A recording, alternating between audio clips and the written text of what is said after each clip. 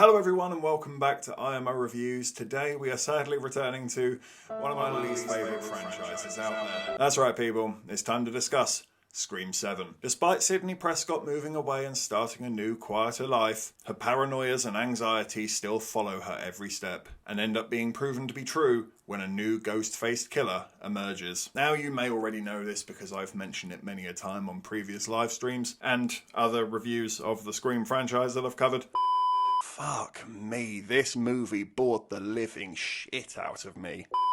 But I am just so done with this franchise at this point. I can't say I was ever overly in love with it to begin with. I think the first one is a really smart, memorable, original horror movie, with a very clever wit and an interesting approach to what is a very eye-rolling and repetitive genre at times. Don't think it's a 10 out of 10, but I think it's pretty good. But every single movie since then is just a worse, less interesting rendition of that film. And at this point we're at the 7th one, and we no longer have the brilliance of Wes Craven behind it. So no, maybe I'm not the best person to listen to in regards to this review, but those of you who love this franchise, you're gonna watch it anyway regardless of what I say. And power to you, I hope you enjoy it. Bit of a giveaway, but I didn't. But fair is fair, and I will try and find some positives. Because there were some, believe it or not. I actually thought the gore was quite good this time around.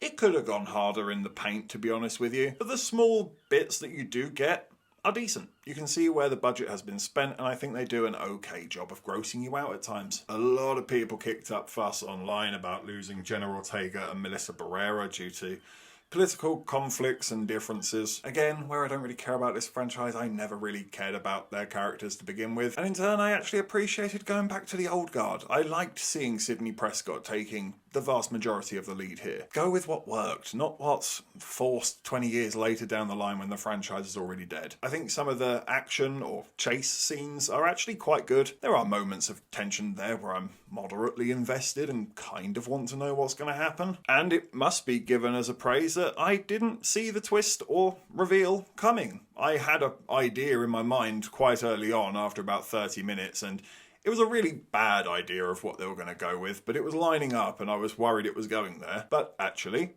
it didn't go there. I was wrong. I misread the reveal. So I kind of have to give them some credit there. They did lead me down the garden path and it worked. Kind of. I mean, we'll get to that. So no, not all bad. And I think by going back to the old guard and focusing on them, at least it feels like it has more of a reason to exist than some of the previous installments. But I still just didn't care about it at all. And there are so many negatives that I will gladly whistle through for you now. And we might as well start on that reveal. Don't worry, I'm not going to give the game away here. But I just found it so underwhelming and out of left field. It wasn't that the movie did a good job in misdirecting me. It was just such a random and out there choice that it was like, right.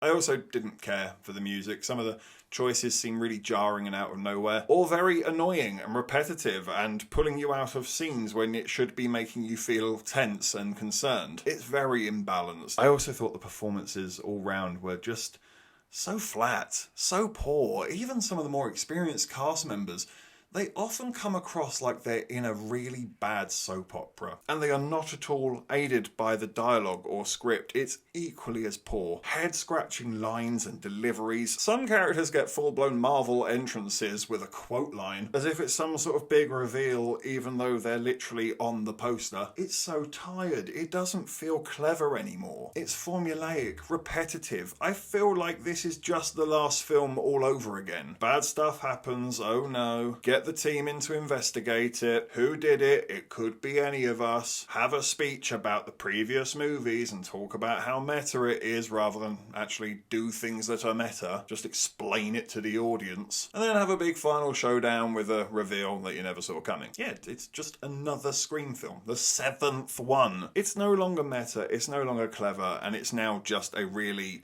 low-level slasher movie. And that's never what this franchise was ever meant to be. It's completely jumped the shark in that aspect and lost what it was originally sort of poking fun at and now become it. It just feels like such a goofy film. But, as I said, it wasn't all bad. There are some small aspects where even I, someone who really just doesn't have any time for this franchise anymore, has to put their hands up and acknowledge those bits were okay, but it just wasn't enough to make me give a crap or enjoy any of this. In fact, I don't think I was the only one. Towards the end, there were some other people in the audience that were laughing at what was going on, and I don't know if the film is trying to make us laugh. It feels like it's kind of taking it seriously. I wish it was trying to make us laugh. I feel like that would be the best direction to take this franchise at this stage. Just be ridiculous. Just go so over the top and goofy and hilarious that you are still poking fun at the genre, that you are still having some sort of meta approach to horror, rather than just being a why did I watch this slasher movie? Which is what the last few of these films feel like they've been to me. I'm going to give Scream 7 a 3 out of 10. Thank you for watching this review. Please be sure to hit the like button, hit the subscribe button if you haven't already, and please hit the comments as well. Have you seen Scream 7? What do you think about it? What do you think about the franchise all in all? Let me know in the comments down below.